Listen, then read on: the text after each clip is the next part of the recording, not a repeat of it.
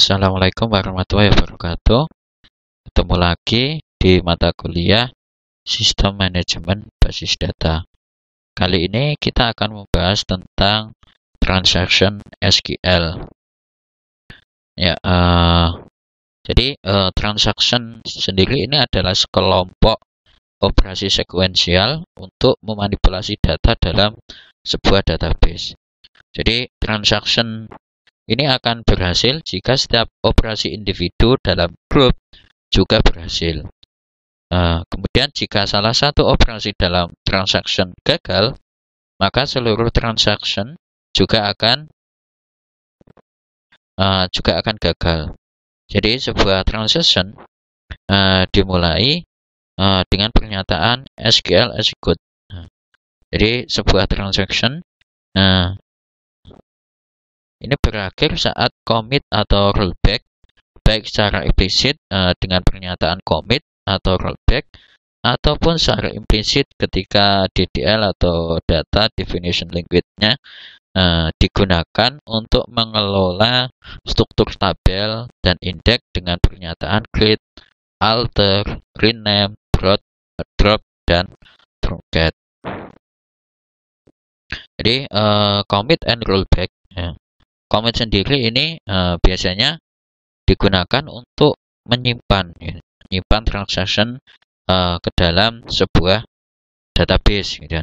Kemudian kalau untuk rollback, di sini digunakan untuk mengunduh atau mengembalikan transaction itu sendiri.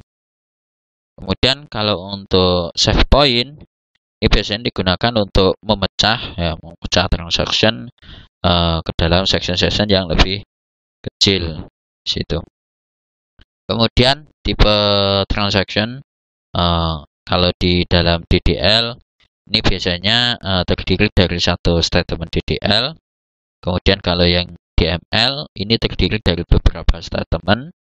Kemudian untuk yang DCL ini terdiri juga dari satu statement DCL. Kemudian properti transaksi basis data atau biasa kita sebut ACID, itu ada automaticity, kemudian ada konsistensi, isolasi, sama durability. Jadi automaticity ini adalah transaksi dilakukan sekali dan sifatnya atomik. Artinya merupakan satu kesatuan tunggal yang tidak dapat dipisah, baik itu pekerjaan yang dilaksanakan secara keseluruhan ataupun tidak satupun.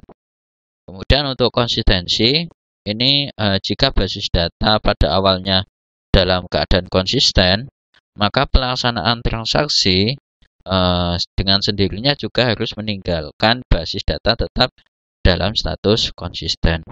Kemudian isolasi di sini memastikan bahwa secara bersamaan atau konkuren eksekusi transaksi ini terisolasi dari yang lainnya. Kemudian ada lagi yaitu adalah durability, yaitu begitu transaksi telah dilaksanakan atau di-commit, maka perubahan yang diakibatkan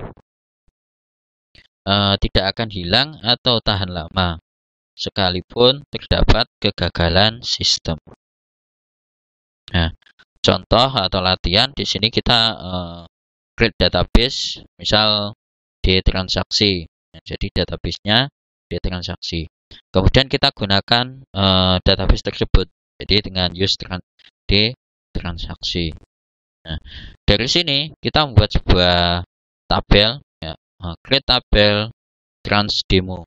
Kemudian isinya di dalam tabel trans demo mulai dari nama varchar, ini nanti sebagai primary key-nya,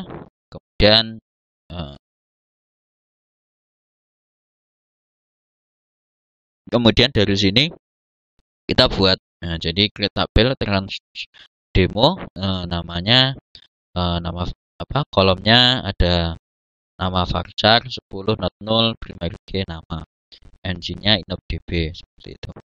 Kemudian kita mengaktifkan atau mengimplementasikan transaksi.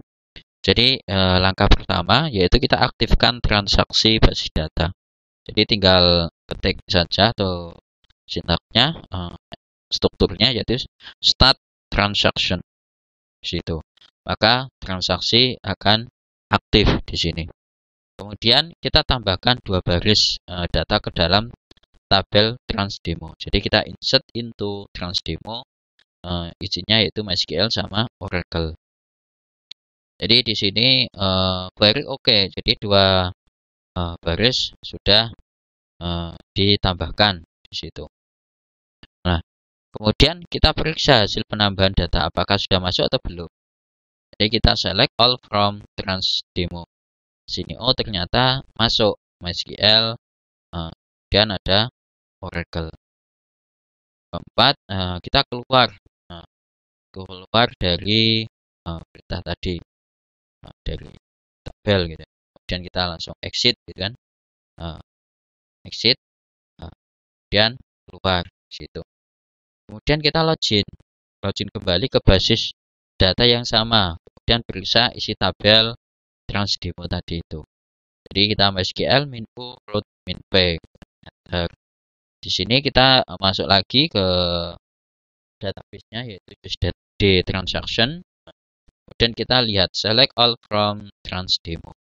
Ternyata ketika kita jalankan di sana isinya kosong. Padahal sebelumnya ada isinya yaitu Oracle sama MySQL di sini.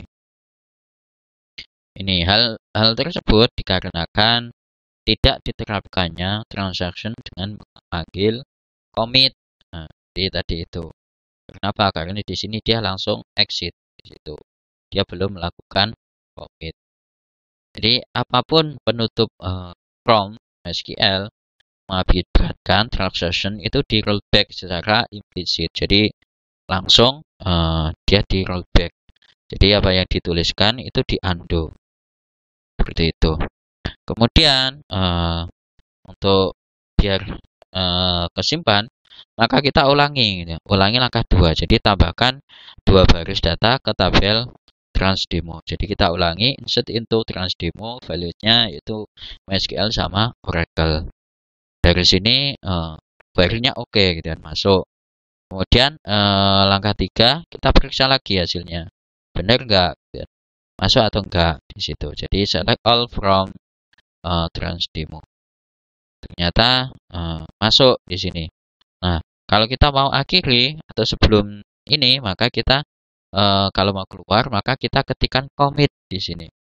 Jadi sebelum itu kita commit T2, maka query-nya oke. Jadi ini akan simpan. Kemudian kita keluar dari terminal, exit, kemudian masuk lagi MySQL min-u root min-p. Kemudian kita use di transaction, di transaksi tadi itu, kemudian select all from transdemo, maka isinya akan terisi. Nah, jadi pernyataan rollback ini digunakan untuk menggugurkan rangkaian perintah. Jadi rollback akan dilakukan manakala ada satu atau lebih perintah yang gagal dilaksanakan. Seperti itu. Jadi ini aktifan transaksi basis data. Jadi start transaksi. Kemudian periksa hasil penambahan data tadi itu, select all from transaksi. Kemudian misal kita tambahkan lagi yaitu insert itu transdemo Sybase di sini. Di Sybase. Dari sini